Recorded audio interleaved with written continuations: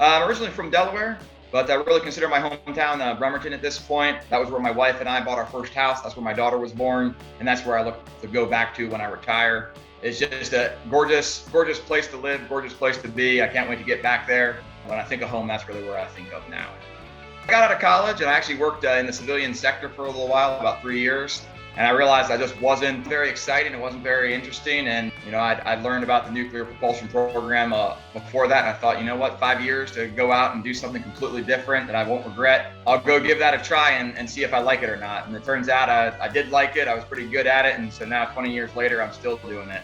Can you feel the waves or do you get seasick on board a submarine?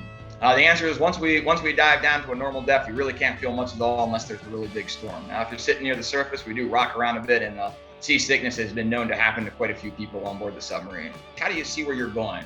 And we spent a lot of time training on how to take a green screen of lines that shows us the sound in the ocean, the sonar, and be able to drive using that alone, since there aren't any windows on board the submarine to see where you're going. How's the food?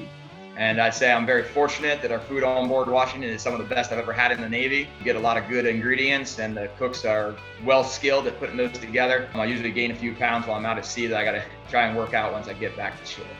Family support network that we rebuild in the Navy and on our submarine on Washington really is the foundation of our warfighting when you really look at it. It's a hard thing to ask guys to go out and be 6 months away from home. That's a pretty big strain on the families. I know everyone goes out more reassured knowing that their families are taken care of and they know that family is back there supporting them. It's the simple things like getting the emails at sea, getting the halfway boxes on deployment. These little things that the families bring and that our supporters bring really do make the difference, so that we know that even when we're out doing the hard job, there's somebody at home thinking about us, that cares about us. Washington's motto is preserving peace, prepared for war, and I think preserving peace is one of the greatest benefits the Navy brings to our country. The Navy is the first force that can get to where it needs to go anywhere in the world and take the fight to the enemy, and the submarine force in particular can get there unseen and deliver the force we need to hopefully bring the fight back to diplomacy, get people back to the table, and so we can end the conflict as quickly as possible.